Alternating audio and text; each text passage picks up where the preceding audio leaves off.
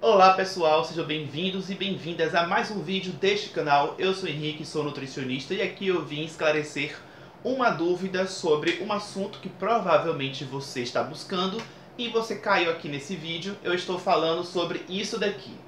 Essa que é uma sigla, tá? É uma sigla em inglês e aí cada letrinha aqui tem um significado.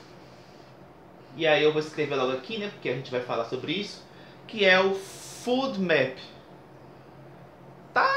Dá pra entender, né? A letra não tá muito, né? Mas é isso daí. Bom, o que significa, o que é, e até talvez uma pincelada sobre para quando isso é indicado, para que serve. Antes, deixe o seu like, deixe o seu joinha aqui embaixo, para mim isso é muito importante. Se inscreva no canal também, se você ainda não faz parte. Garanta sua inscrição. Do lado do inscrito, porque quando você se inscreve, né, você se torna uma pessoa inscrita. Do lado disso tem um sino.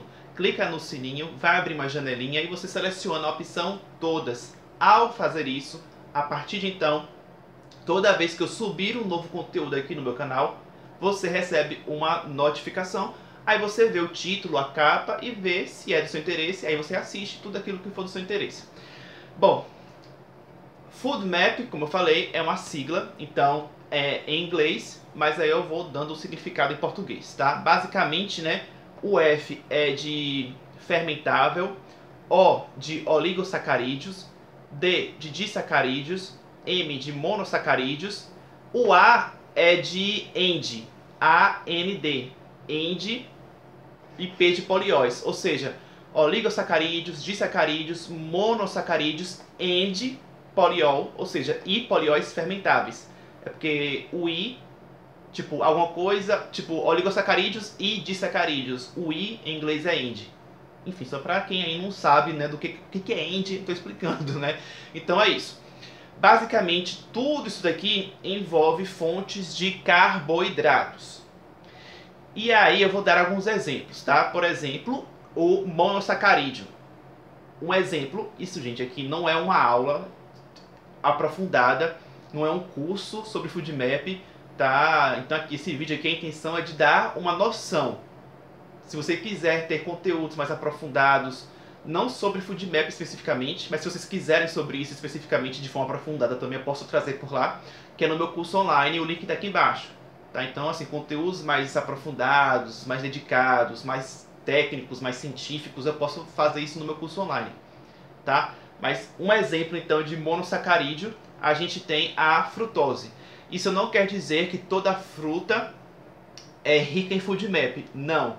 Basicamente, quando o monossacarídeo, quando o disacarídeo, quando o oligosacarídeo, quando o poliol for fermentável, então tem que ter essa propriedade fermentativa. Quando for fermentável, ele é um alimento rico em Food Map, é assim que a gente chama.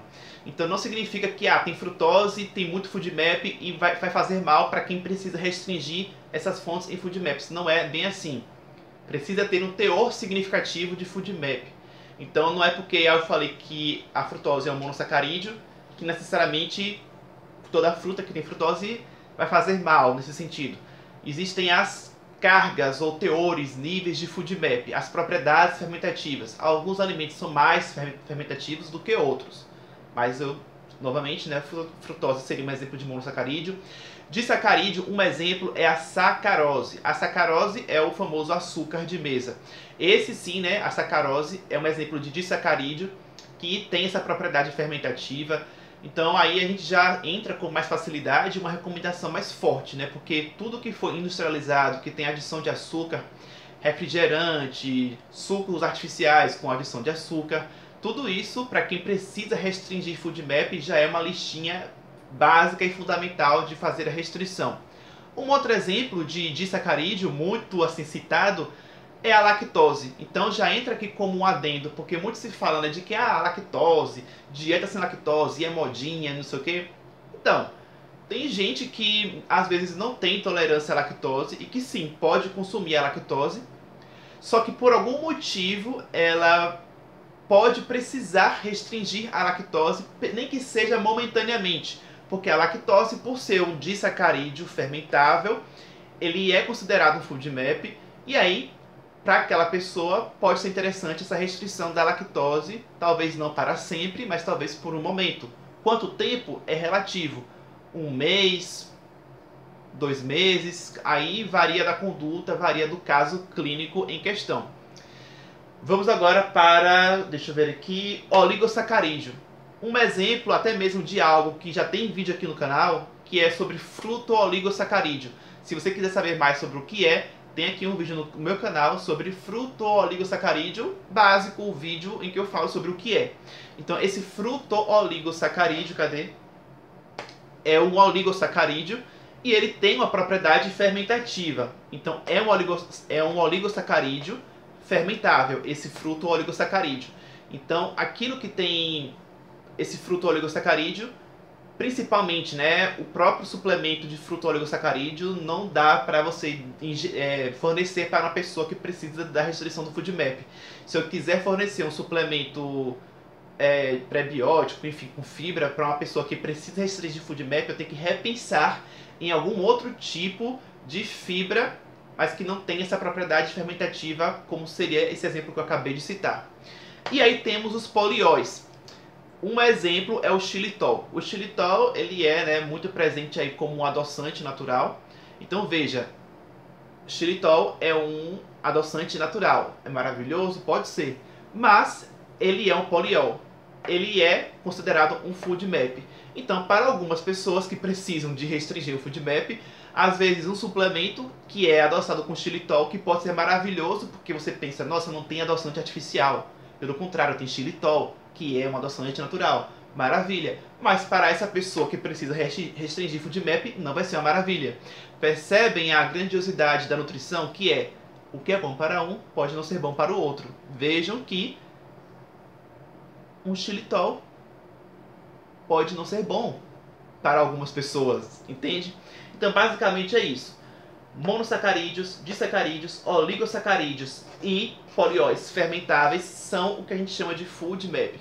Existem muitos alimentos que são fonte de FODMAPs. Eu não vou entrar aqui no mérito de dar uma lista, porque aí é até mesmo interessante que eu diga aqui o seguinte, que é importante que você tenha acompanhamento com o nutricionista para fazer uma dieta com restrição de FODMAP, né? Uma dieta low FODMAP, que a gente chama, ou seja, uma dieta baixa em FODMAP. Não é para você fazer isso por conta própria, até por conta disso, por conta da criteriosidade necessária para montar um plano alimentar desse. Gente, só para vocês terem uma noção, alho e cebola, que são utilizados como temperos naturais, super saudáveis, mas eles têm FODMAP. Olha só, alho e cebola.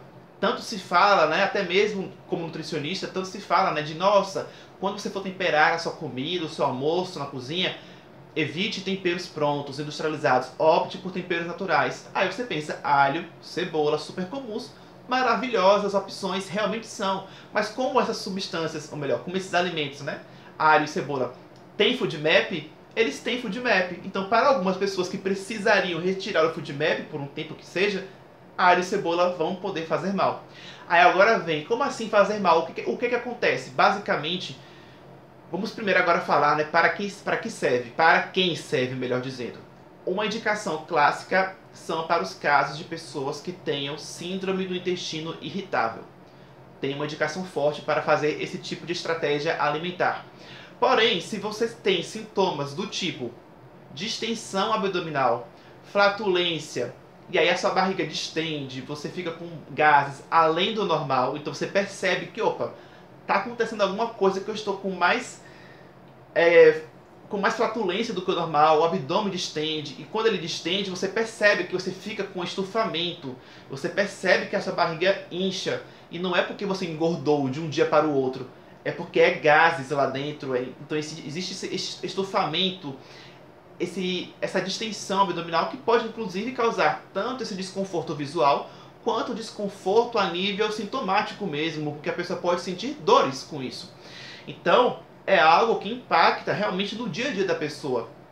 E aí, por isso que aí eu citei isso, para que você, se caso se identificou, nossa, eu realmente, quando eu consumo alguns alimentos, eu fico assim, eu distendo.